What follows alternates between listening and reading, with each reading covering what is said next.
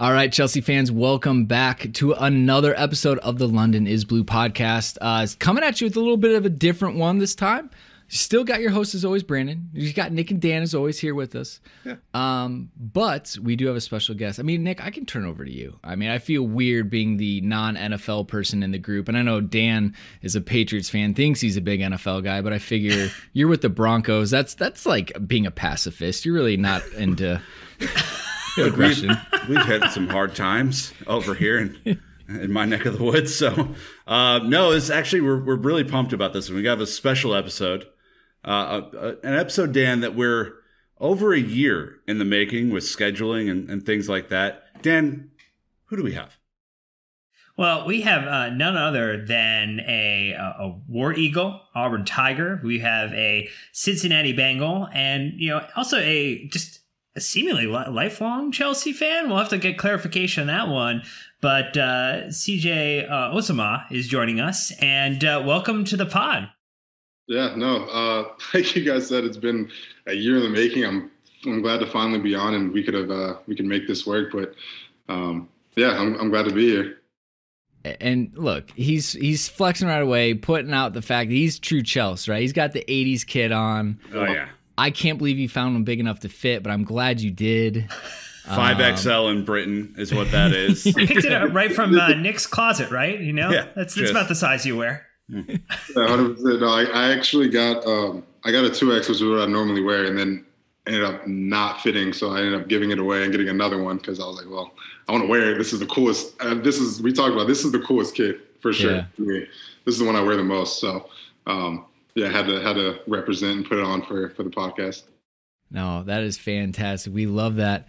It matches nicely with Nick's third kit that he's got. That's right. So that's right. It's a beautiful. That is a nice one. See, the more people we have on the show, and you guys are trying to make fun of this kit, the more people like it. I'm telling you, we're starting the trend. It's going the other direction. You're a good salesperson, Nick. That's really what it comes down to. But it is a nice one. Hey. That's a slippery slope starting to call it his best kit, but you can appreciate and like it. It's unique and it's good. So, look, this has been fun because we reached out to our communities, we reached out to Discord and social media, and we're just like, hey, we landed CJ. Like, what do you guys want to know about it? And the heads that popped off were just hilarious. So we've got from Discord, Menunali, right? And he was like, this is so cool. I was in college at the same time CJ was and saw him in a few of the buildings that we both had classes in. And he put in parentheses, at least I assume anyways, we both had classes. He goes, I knew who he was, but never met him. Give him a big War Eagle for me, if you don't mind. Worlds colliding and whatnot, Chelsea and his alma mater. So again, like the crossover that you have, CJ, to this Chelsea community is surprising us without a doubt. So we're going to get into it, all right? We're going to talk about how you got into Chelsea and what you think about the season so far under Lamps. We're going to get to know what's it like following the Premier League as a professional NFL player. Obviously, schedules conflicting on Sundays and just travel and a lot of commitments. And maybe a few other questions that are provided by you, the listeners. A lot of NFL stuff, favorite meal, just, some random things. But, Dan, I'm going to throw this one over to you. We're going to start with how you got into Chelsea. Well, yeah, I mean, we got a lot of questions. I think a pretty standard question, and we had Region 20, and then actually our audio editor Jake, who is a War Eagle as well, big fan, wanted to know just how'd you get into Chelsea? Like, what's the Chelsea story? How did you come to loving the best team in all of global football / soccer? Yeah, first of all, War Eagle to the person that tweeted that out, but. Growing up, my dad was a huge Inter Milan fan. And so he wanted me to play soccer. And I got too big and then started hitting people, started getting yellow cards, red cards. And I was like, I don't think I can do this. I'm going to stick with football. But yeah, I really started watching and getting into it, like most of my friends with FIFA. And it was my senior year of high school. And I played with Chelsea. And I mean, we played with everybody. We played randoms, and I started playing with Chelsea more and more. And I love Drogba, my by far favorite player from the past. I don't know if I might have new.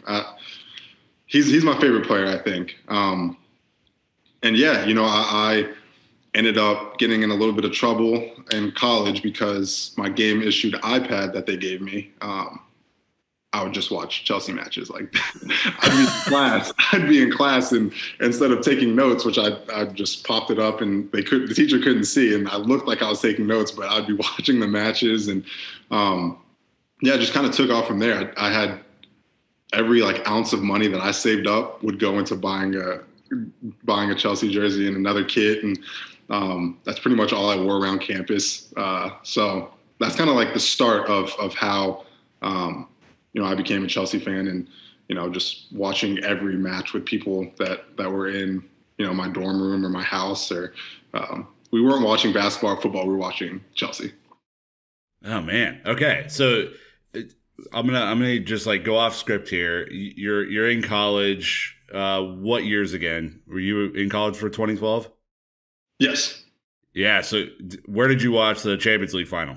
At the house, the house that I lived in with my guys, Kyle, Trey, and Worth, and Mason, and so it was a football house, kind of. We're not allowed to have football houses, but a bunch of us lived there, and one in particular, he was like my arch rival FIFA player. And he actually was a huge Man U fan, but loved Chelsea for me. I didn't like Man U. I was like, nah, I'm Chelsea. But smart. He was cool with Chelsea, and he liked Drogba as well. So we watched it together, and I just got chills. I was going absolutely nuts watching that match. It was insane. We both went crazy, ran around the house. It was a good night, to say the least. But it was awesome. So we'll fast forward a little bit to this here, right? I mean, it's obviously, with COVID, been a weird start to the season. Chelsea make a ton of signings. Just talk a little broadly about the start of this year. How are you enjoying it? Play style. Are you watching every single moment that you can? Yeah, no, 100% I am. I think, the start of the year isn't for. I mean, I think you guys can agree it wasn't great. We're letting up goals and just doing things that I want to pull my hair out. But then I think about it and I think about, what we're having to do with COVID and all these regulations and the lack of time that I get to spend with the new guys. And so I kind of feel for them. I'm like, all right, you know what? I somewhat understand some of the poor defending and like keeper play. I'm like, all right, well, you could do better. But, with the chemistry, I think it's tough. Especially like you said, there's so many signings, so many new faces, so much chemistry that needs to happen. And you need to kind of develop with, not even just on the pitch, but like in the locker room. I heard they had 90 seconds on Chelsea's, Instagram, and Ben was talking about how he's in the locker room with like 5 people and they're separated with locker rooms. And so, I think as the season's progressed, I'm like, okay, this is, more up to speed, up to my expectations of Chelsea. And I've been pleasantly surprised. I actually got one of my best friends to start watching this year. And so he actually ends up texting me.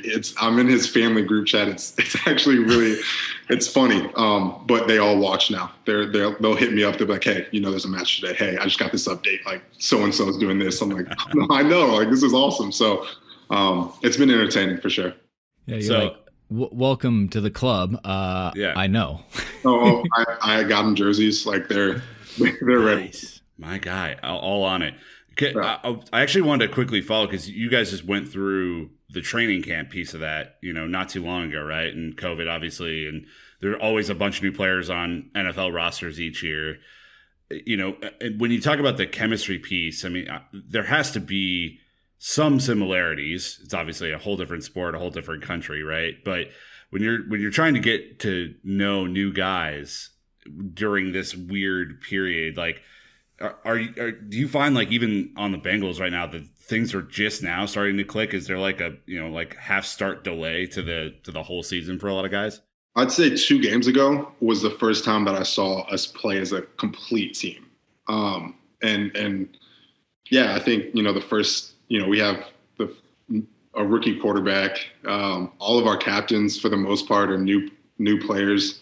And so it speaks to a volume of, how much we respect those guys, but then it's also kind of like okay, they're our captains and they're doing the best they can to, know us and know our style of play and stuff. But at the same time, it's still, we've had a month together maybe, and we're expected to go out there and, hit another person for 60 minutes and try to win a game. So, I think within the last 2-3 weeks is when I've actually seen us come together and play and, kind of have that team chemistry and know where each person's going to be type of thing.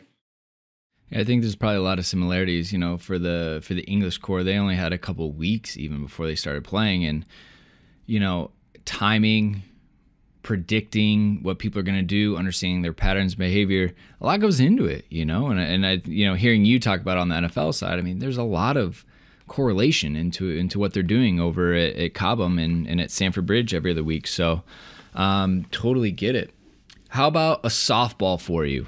Who is your new favorite player this season, or maybe a current player from a couple seasons before that's been around for a while, who is not overtaking Drogba, right? Like, the amount of love that we all have for Drogba is endless, and it doesn't need to be questioned. But it's always fun to connect with a player that's on the squad at this time.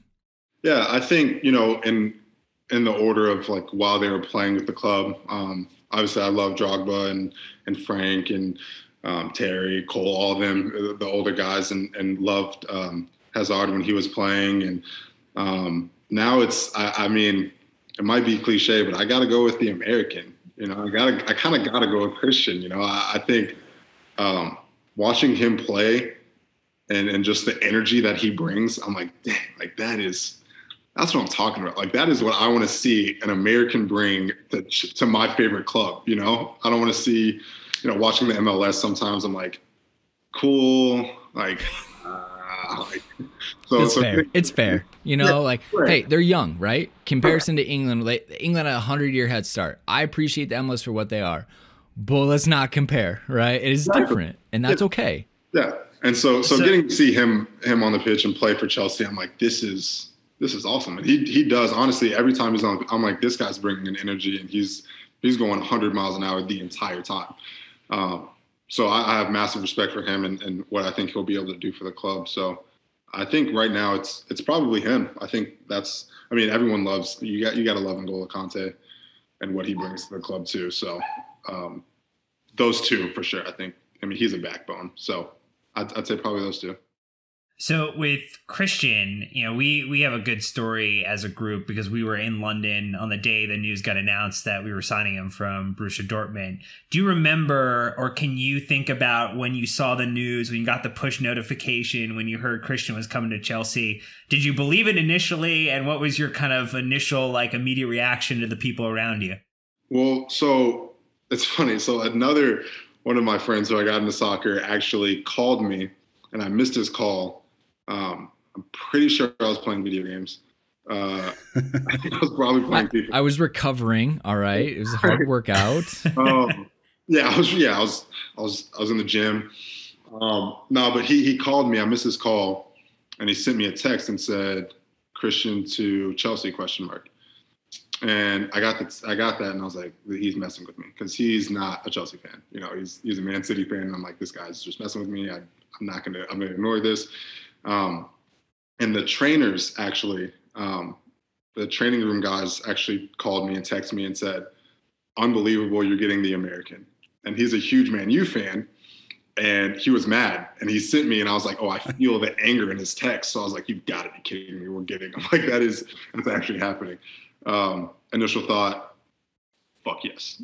Like, I was so happy. Honestly, I was just like, yes, here we go. That's exactly how it happened. We're going to go to the judge. We're going to go to the judges for that answer, and I believe that is correct. Yes, that is the correct answer. Yeah. Dan, how lucky were we? We were in London at that time, obviously, when Christian was announced. For you all. Well, we woke up. We woke up to the news. We were having breakfast. We were having breakfast, and we got the little notification. We were on our Twitter timelines. Right, you're doing your scroll. You're chomping on some bacon, or what they call bacon. You're doing your scroll, and you're like, "Oh shit! We all like This is popped up fucking good and news. like made eye contact. We're like, what? That is so sick. That's awesome. Because it was like 2 days before the transfer window officially opened, but they had done all the paperwork and everything. And so we were like, we got to go grab our camera and go record right out in front of the stadium and like do a whole bit for it. Oh man, it was just, we were walking around with an extra little bump, we were ready to go. It was awesome. Yeah. And it was great because then all of a sudden people are like turning and asking questions on our opinion. And we're like, oh, we just became an authoritative voice on this because like he's our boy. We're like, we were like strategic. We're like, we want to back him, but we don't want to hype him. Because it's, coming to Chelsea, it's still an unknown. It's the Premier League. We have ambitions. We don't want to have these star-spangled, tinted glasses. But we're like, I'm so excited. And it took him a little while to get going. But he has just taken off. Everyone at Chelsea that we've met, locally, abroad, absolutely loves him because of his work rate. He's quiet. He's humble. Just does the business. And he's fun to watch. He's an exciting player. It really, like, as long as injuries don't wreck his career, which, I have no idea that it will, this is great. This is exciting. It's going to be a long one. So, yeah. And now McKinney and, Sargent, there's a lot of guys in Europe knocking on the door. So it's like, hey, we want to actually qualify for World Cup again. This could be exciting. I mean, dude, I saw him score his first goal for the U.S. in Kansas City, and everybody who was around the like American Outlaws group was like, he's the deal. Like, I think he was 17 when he did. I was like, he's gonna be the deal, and I was like, all right. So I just I kept following him. If you go watch the video, I'm in the stand right behind the goal that he scored, and it's like now he's at Stamford Bridge just banging them in for fun, and you're like, your world, it's perfect, Dan. It is perfect. Yeah. Well, you thought playing FIFA was good before. Now playing FIFA with Christian, with Timo, with Kai. Incredible. Cakewalk for me. Honestly. So what about the new signings, right? Chelsea spent just a little money this window, just a few kind of dollars here and there, bought some kind of great players, upgrade the squad. Which of the players have you enjoyed most kind of seeing in that starting 11 now? Is it a Ben Chilwell? Is it a Mendy? Is it a Timo? Who you got? Yeah, that's a good question. I kind of want to hear from you all too, because for me, I think it's Mendy. And I say that only because with the pieces that we have, we're going to score. Like, that's not going to be the question anymore. Like, if we don't put up 3 goals a match, I'm going to be like, okay, well, we were having an off day for sure. And so the only issue would be giving up goals. And I think he's done an outstanding job. Everyone knows that. He's been doing an unbelievable job. He's leading the Prem right now still in percentage of goals saved, I'm pretty sure. And to me, that's the most exciting thing that I've seen. Seeing our pieces moving forward, seeing Timo, seeing us score goals it's going to be fun. But it's going to be more fun knowing that we're winning as we're scoring these goals because we have a really good goalkeeper making sure that we're protecting the net. Thank you. All right. I think we can move on. I mean, answer delivered. Hard to knock on that one. I mean, Nick, Dan, I will let you try, but I mean, CJ's got a point. Goalkeeper. Well, when we did our like season preview and we asked ourselves a question of like, which signing did we think would make the biggest impact by the end of the year? I think I chose Ziyech, and that choice looks okay right now, given his run that he's on. But I think the guy who probably makes my number one right now is Chilwell. I like that again. It's similar with the goalkeeper, but the positional upgrade there has really been night and day. I mean, it's a noticeable difference, and I think as long as we don't run him into the ground, Dan, that'll be a very, very, very good signing. Well, and then you take a look at, costing $0 coming in and wanting to try to win something in England of Thiago Silva. Just what our backline looks like with him in it and what it looks like with him out it is two completely different propositions. And so, when with Van Dijk going down and, with other kind of center backs injured across the league, like he's slowly creeping up to maybe being one of the best in all of England, which is crazy to think about, going from playing in France, playing against, yes, there are a few good teams in France, but it, comparatively is not as competitive as a league as the Premier League is, when you can have Aston Villa and Southampton in the top 2 or 3 spots of your table, 6 or 7 weeks into the season. Maybe it's Silva right now. I think it changes week to week. I think it's a super dynamic thing because they're all doing, one game, one of them comes down a little bit, maybe not at the 8 or 9 level they were previously. Another one of them is jumping up and saying, I'm going to carry a little bit of this. The game where Chilwell had the goal and assist delivers completely. Thiago Silva with some clean sheets, Mendy with clean sheets. Like it changes week to week, Brandon. I think but it's the benefit of signing a bunch of players. Yeah, I had said Werner at the beginning. We hadn't signed Mendy quite yet. And I think it was because I was like, goals solve so many problems. Doesn't solve all of them, thanks West Brom and Southampton, but it's the difference maker. Last season we were struggling, we were creating so many chances, we just couldn't score. Like the expected goals, it was bad. So I was like, Timo, and he has delivered. But I'm goalkeepers union all the way. Don't even question it. All right, Edouard Mendy, my man, Bendy Mendy. So that's kind of where I'm at. So we like to play these fun prediction games, CJ. They're great. They go really well. We always get them correct. Yeah, nailed it. So, but based on the way the season's going, knowing Man City are struggling, United are struggling, Liverpool aren't. They're not maybe what we expected them to be. Right. Where do you think Chelsea are going to finish this season? You don't have to give an exact spot. Maybe a rough estimate is fair. Top 2. All right. Love it. I mean, like you said, Liverpool are down to what, like 7 guys? It's tough.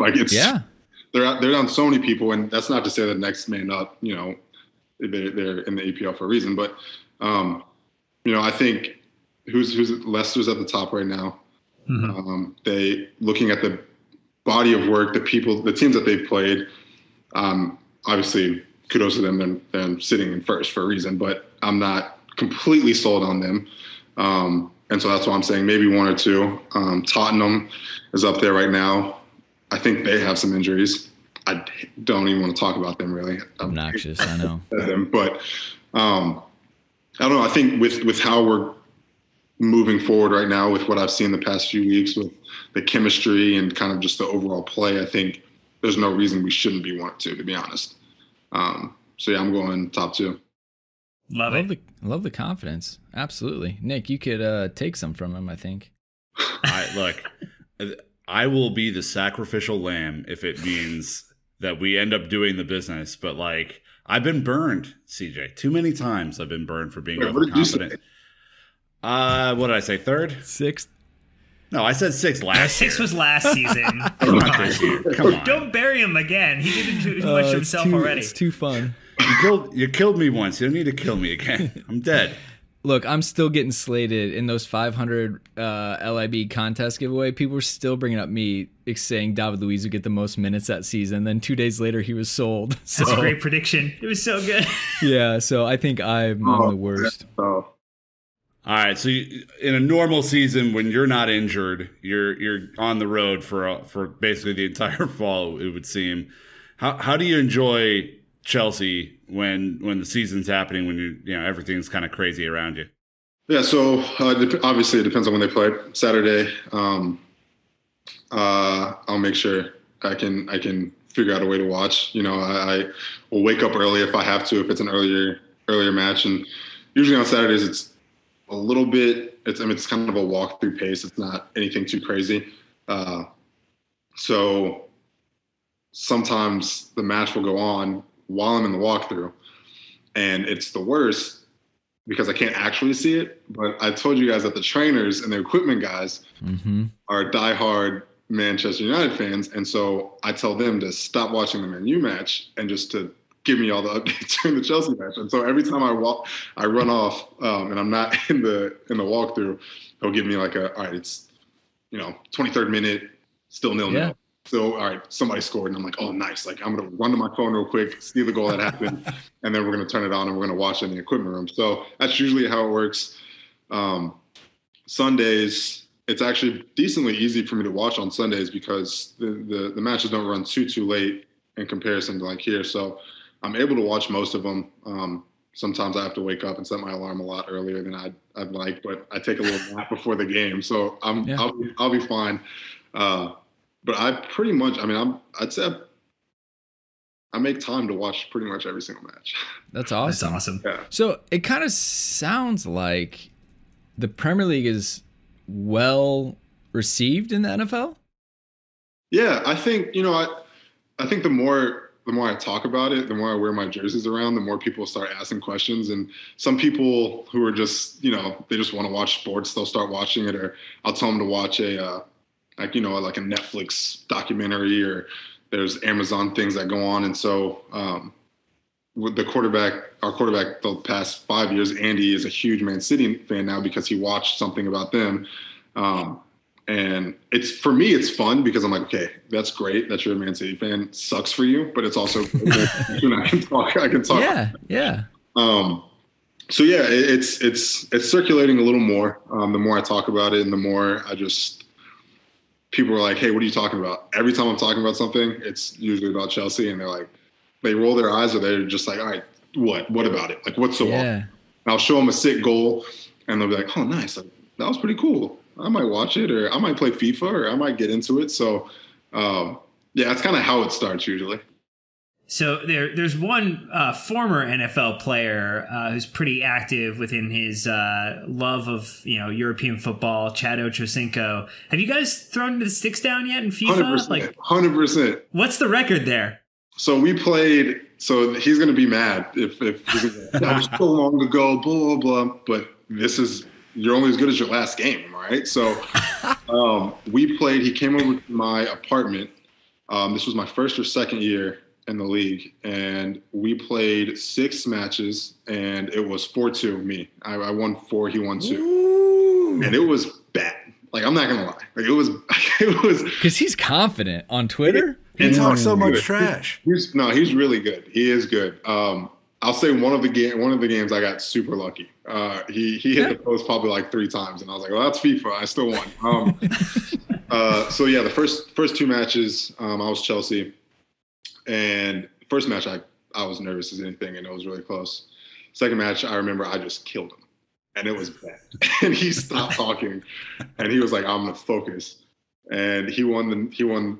Like the next one, I won. He won, and then I won, and it was 4-2. And he was like, "I'm gonna leave. I'm gonna go get dinner. I'll hit you up afterwards or something." And he was just like, "Oh, I'll come back next year or something." So no, it's all in good fun. Like we still have banter back and forth a little bit in DMs. We text each other a little bit because he wants his rematch. So I'm gonna have to get back with him and get that, because it wasn't too pretty the first outing.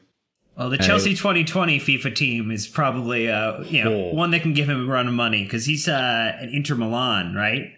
So because he plays Inter most of the time, doesn't he? Most of the time, yeah. So he played Inter, and then he played Real, and those are come on. I was like, well, I saw that, and I was like, if it wasn't for I think I'm so good at FIFA and with Chelsea, because I play with them so much that I just know, like, this is how long I have to hold it down. This is how, and I know every player perfectly. And so it's easier for me to play with them.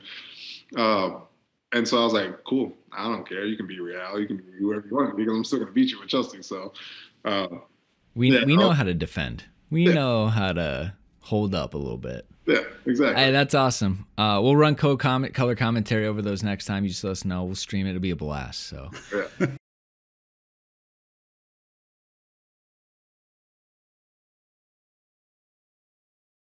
All right. So now we kind of turn over to a lot of our listeners that we're very excited to have you on, CJ. And these will be soccer related, football related, maybe just you related. So this should be good.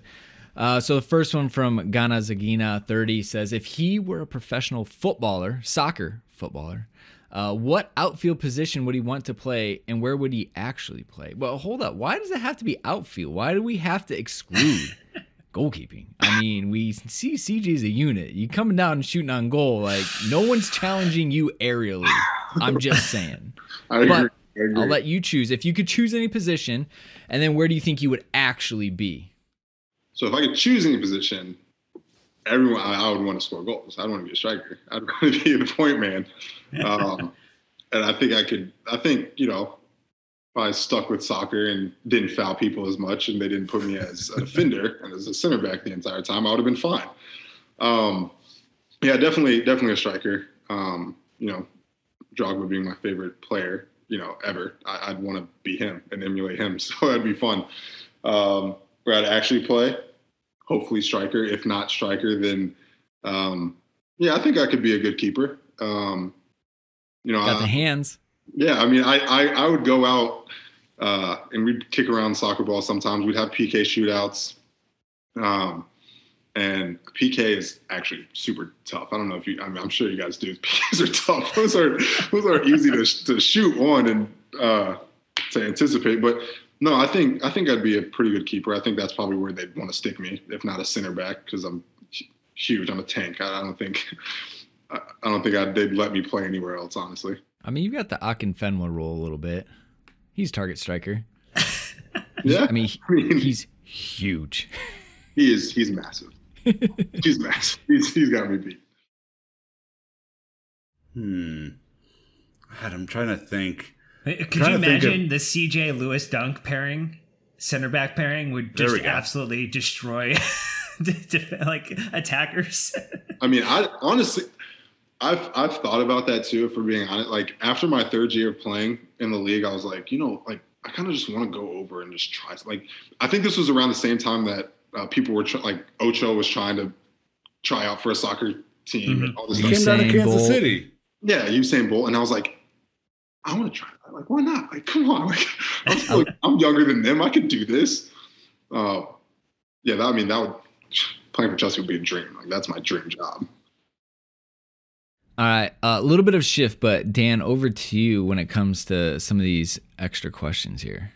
Well, yeah, there's a few that Kate rattled off. I think we answered a couple, but one of the things was about playing fantasy. Right? Do you play fantasy Premier League or fantasy football? Like, is that something you get into to stay connected, or is it more FIFA and Chelsea, and then the rest of the league isn't as important? So with the fantasy Prem, I tried it, and it was actually the family friend in the family that was like, hey, let's try to do this. And I didn't quite understand it at first, so I picked straight Chelsea players. And I was like, I'm just going to pick as many Chelsea players as I can. And I ran out of money, and I was like, what do you mean? Like, what am I supposed to do with this now? Like, I'm confused. So I kind of struck that one out, and the whole fam kind of struck that out. We were like, yeah, I don't know either, because they all try to pick Chelsea players too. So I struck that out. I do play fantasy football with some friends from college. All in good fun. The rule is, though, that I have to draft myself. So pretty. Is that your rule though, or theirs? It's the fantasy rule. So another. Oh, okay. So another kid is in there. He is a kicker as well, and so he had to draft himself. He didn't have to draft himself in the first 3 rounds like I did, but he had to draft himself. And so I was pretty bummed that I got hurt, because I was doing pretty well in my fantasy. Yeah. But yeah, I play fantasy with them just because it's a way I can still talk to my college friends that I don't really normally get the chance to talk to, and we get to bash each other all the time. So it's pretty fun. Well, and the bonus question here, since we are getting close to Thanksgiving, is the favorite holiday meal question, which is always one that just completely breaks people up, because everybody's got a favorite and it's never the other person's. Should we talk specifically about Thanksgiving dishes? Yeah, let's just leave it in Thanksgiving, because Christmas adds a little bit of a wrinkle, right? It's too far. There's too much variety. But Thanksgiving, let's go through. Everyone has turkey. We all get it. It's fine. Right. Maybe you don't. Maybe you don't have turkey. Sides. We do ribs. Oh, damn. That's awesome. So much better than turkey. We do ribs for Christmas. We don't do it for Thanksgiving. Ooh. Oh, that sounds great right now. So we're going strictly sides right now? Is that what we're doing? Just it's give just us his favorite holiday meal. So make I mean, your I guess plate. it could be any type of side. Oh, I guess make a plate. Let's make a plate. Make a plate. Ooh, that's a good call. Yeah. Okay, well, this is going to be a lot. Okay, so we have turkey. We have our honey baked ham. Yep. We have the mashed potatoes with gravy. We have mac and cheese. And I'm telling you, this is going to be a big plate. We have just one of these broccoli and cheese casserole. It usually ends up being 2 plates. Have to have 2 dinner rolls on the first go around. My grandma likes making like cranberry sauce. Mm-hmm. And so out of respect, because nobody else in the family except for my uncle eats that, I put just a little something. I like a good deviled egg, so we'll put deviled eggs on there. There is stuffing that, like, I don't know if it's I just don't really, I'm not a fan of stuffing. So I'll just put like nobody in the family is. I don't know Just why. the participation. Yeah, it's serving. participation. So that's on there. I'm trying to think. We do have corn, and so I'll put corn on there. The corn's actually really good. By this point, I'm like, this is kind of just like, it's getting heavy. Yeah, it's getting heavy. I still need to save room for pumpkin pie. Of course. We'll see how this goes. So that's usually the entire plate. A couple of everything in the kitchen. So you named a bunch of first round picks there for your plate. There's no doubt about that. Weird on the stuffing, admittedly. That's a go-to for me. The other one that's a go-to is a green bean casserole. Man, my mom makes an incredible green bean casserole, so that is definitely a first round. And this is where the variation comes in, right? Is the execution of the dish, regional traditions, colloquialisms. I mean, we're doing peach cobbler this year, which is that is way outside. Yeah, we're obviously non-traditional. Peach cobbler and ribs? This sounds like we're like a Sunday, like, what are you in church Georgia? bake. Bros, I'm in Iowa, and it is good. In Iowa. He's not in Georgia with the ribs and the peach cobbler. He's in Iowa. Hey, we're a well-traveled family. What can I say? Yep. I respect that. I respect the peach cobbler. That's in Iowa. That's kind of. I mean, why not just eat what you like? I mean, ice cream though, yeah. Oh yeah. Okay, good. Yeah. Ice cream with that. That's. All right. Kind of back on track. Kate wants to know who's going to the Super Bowl. Is it too early to tell? Oh, that's a good question. Yeah, I mean, I don't think anybody from my team will watch this particular one. I'll tell them after this one so that they don't see this answer because I might get a lot out of this because it's our rival. The Steelers are pretty good this year, which I hate to say. I'm not entirely sure if I believe in them. It's kind of like the Leicester thing. I don't really know how sold I am on them as a team. But right now they're playing really well. They're undefeated. Like, okay, that's obviously a front runner in people's minds. And it's kind of like an injury thing. I don't really know how everyone else is going to fare because a lot of people are getting injured. Mm-hmm. But you really can't also knock the most expensive player in the NFL right now in Patrick Mahomes. So the Chiefs have to be a front runner also to go to the Super Bowl because with him on the team, you really never know what's going to happen. I mean, he's a monster out there. How about a twist that gets you in less trouble? What's the matchup of the teams that are in contention right now you'd love to see the most? Like, as just someone who enjoys the sport, like if you could get 2 teams going head to head. Because like the idea of seeing the Chiefs go against Kyler Murray and the Cardinals right now, I would love to see that matchup in a Super Bowl. Yeah, I was gonna say the quarterbacks, like any variation of Aaron Rodgers, Pat Mahomes, Kyler Murray, or Lamar Jackson.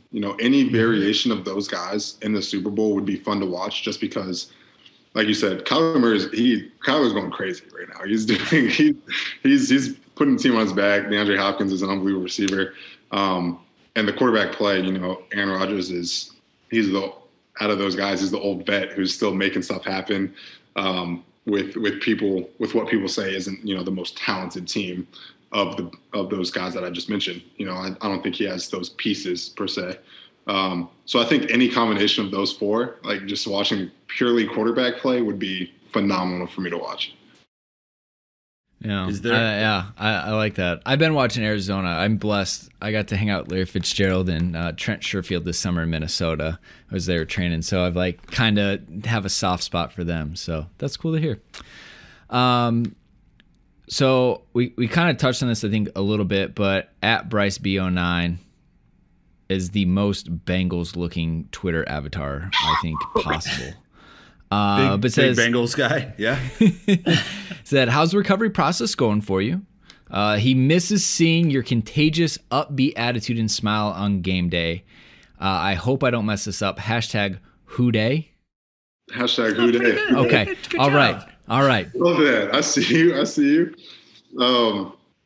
Yeah, no, the recovery process is good. I'm ahead of schedule. They're pulling in the reins on me a little bit because I feel like I could maybe go out and play, before the season ended. So it's been going really, really, as a rehab process, it's been going smoothly, but obviously it's unbelievably tough not being out there and being with the boys and practicing and catching touchdowns from Joe Burrow. And that aspect honestly just sucks, like sitting at home watching it on TV because I can't go to the stadium because of all the regulations with COVID. So rehab's going well. Sucks not being able to play, especially because Joe and I think have a really good relationship on the field, and feel like it would have been a pretty breakout year for sure, and I could help us not be where we are, with our record. Yeah, man. So, confidence backs yourself. I like it. Yeah. So one of the things that I guess is just interesting, right, is it's a similar injury to what two Chelsea players have gone through in the past year, right? Ruben Loftus-Cheek and Callum both had Achilles injuries as well that sidelined them for a pretty significant period of time. And there you can see a lot of people have conversations around like the road to recovery. What does that look like? But getting into the mentality of the athlete who's having to work their way kind of back, like what are the misconceptions that maybe people have who haven't played, who haven't had to work themselves back from that? Like what are the things you would kind of say for people to learn more, peek a little bit behind the curtain to get some more into the understanding of just how you think about coming back? Yeah, I think every time I've gotten hurt for 2 weeks, 3 weeks, whatever the case, I get like Twitter DMs and all this other stuff, and they're like, man, you're messing up my fantasy and all this stuff. And I'm like, dude, I'm messing up my fantasy too, trust me. I'm trying to get back on the field. Like, I know, I feel you. And so yeah, it's especially with something like this, right when I immediately when I found out that I was going to be out for the season, it was kind of just like an initial blow, and then it was immediate like, all right, let's just get to work, let's just do what we can to make sure that this isn't going to be a recurring thing. And so, yeah, I think when people who maybe haven't played the sport or haven't had like a major injury, like a broken leg or, anything like that, they're kind of just like, okay, well, you broke your leg, like, oh, you're walking. Someone was like, oh, you're walking, like, you're fine. I'm like, well, yeah, I can walk. That doesn't mean I can push off and run and, block a 295-pound guy. And if only that were the entry level requirements for playing the NFL, I might have had a chance. Walking, that's it. Hey, Bill, you can walk as well. So are you going to get on the field too and lace him up or what? So yeah, it's just.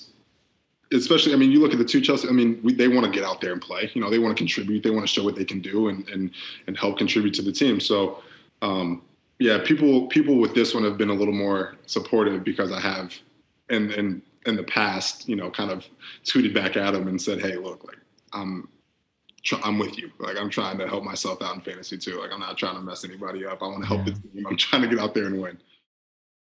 Yeah, it would be the worst laid plan of all time for you to get hurt just to mess up someone's fantasy team. I don't think that's necessarily the way that was supposed to go. Yeah. Some crazy planning to actually execute that. Well done. Yeah, exactly. All right, we have a last one, and I know before we go, I have to mention because I'm getting blown up on my Twitter DMs. Michelle and Aurelius on Twitter, both big Bengals fans. They say hi.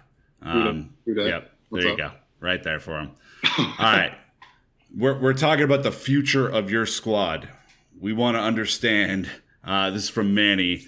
I love my Bengals. We definitely have young talent, but how good can Joe Burrow be, and how good can we be in the next few years? We being the Bengals.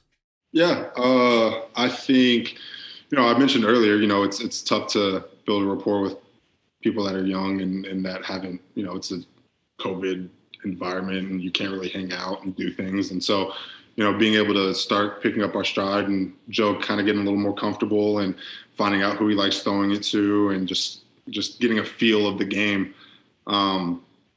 This is a prediction thing, right? Like I don't want to put a nick and just completely botch this one, but I think. All right. Adam Schefter, Ian Rappaport, get your Twitter fingers ready.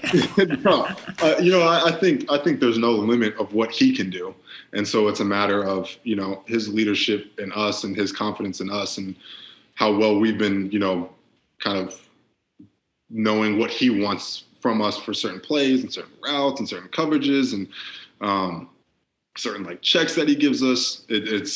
I think now we're starting to understand. And so it's going to take a second for me even to like, once we get back, I'm gonna be like, all right, dude, like, what have you been saying? Cause I haven't really been in the meetings and like, but I don't think in the next, 2-3 years, there's no reason why we shouldn't, be playing for a conference championship and putting our name in contention for a Super Bowl, because I think, that's how good we are if we're healthy and the people that we brought in. We've done, it was kind of like with Chelsea, bringing in as many people and doing as much stuff as we did this offseason with Chelsea. And we did that same thing with us. And I was like, dang, like, nice. Like, it's going to take a second, but this is a good building block for us to propel us to winning the Super Bowl.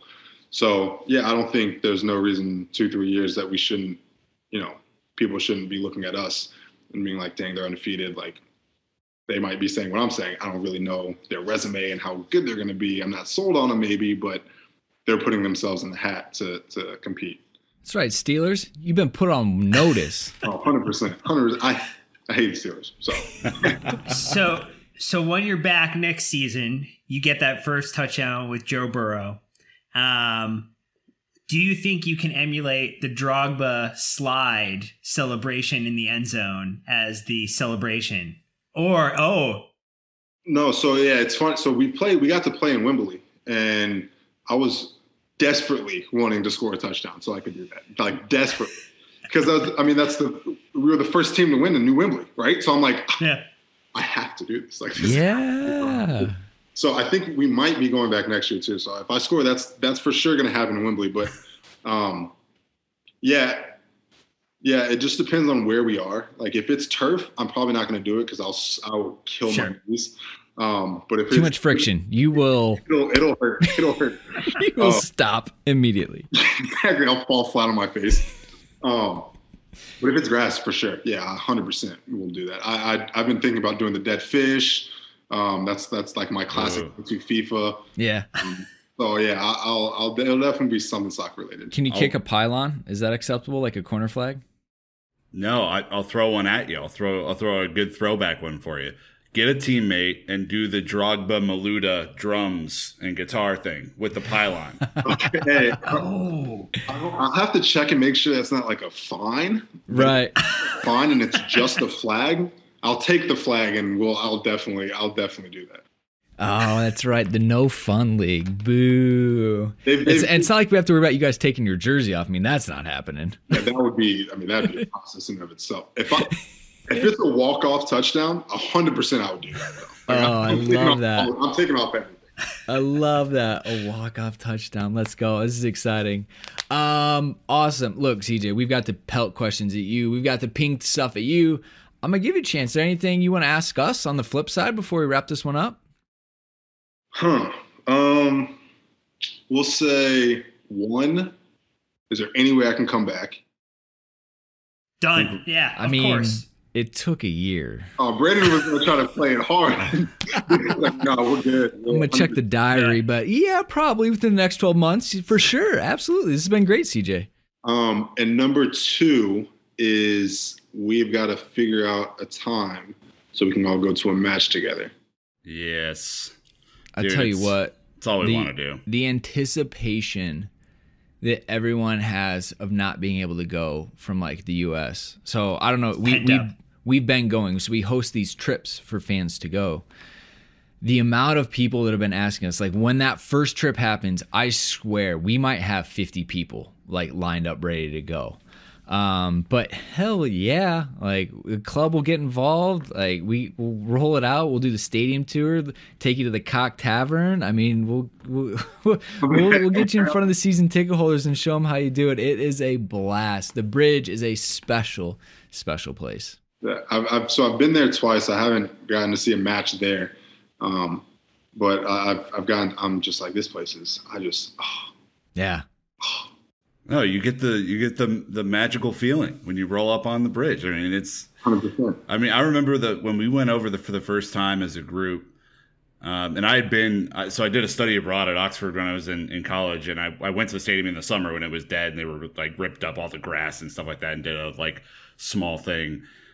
But when we went back for the first time, I just like, you see, it's just the most incredible feling. It's the best. Honestly. Yeah. So yeah, I think we're gonna make that happen. You have our firm commitment on that. How about that? That's it. Yeah. All I needed. We'll do a spring trip so you don't miss OTAs and all that stuff, and we'll make it work. I'll tell the coaches we got a plan around that one. Yeah, that's perfect. Love it. Awesome, CJ. This has been amazing. Like, you're obviously a true Chelsea fan. Like, your fandom is unquestionable. We love that you are growing the game from inside the NFL locker room. You're keeping the rivalries alive with the kit crew and the equipment guys. Like, that is fantastic. Keep Chad Ochocinco in his place. You keep being Chelsea, put him down. But again, best of luck with the recovery. Thank you so much for spending time with not only us, but the Chelsea community that we get to participate in. They are going to love this. So thank you, sir. No, thank you. Honestly, this is for me the most fun thing that I've done this year by far. I scored a touchdown, so I don't put that to the wayside. This is for me. This is awesome to be able to talk about Chelsea and hang out with you guys. Hey, anytime. Nick and Dan, thank you, gentlemen, as always. Here comes the outro. See if we got it. You guys have been harassing me. Hey, engage with us on social media, but go follow CJ, right? Tell him how well he did. Show him some love on the socials as well. But obviously, that's going to wrap us up. Hope you're enjoying whatever episodes are coming next when we publish. But until next time, Chelsea fans, you know what to do. Keep the blue flag flying high.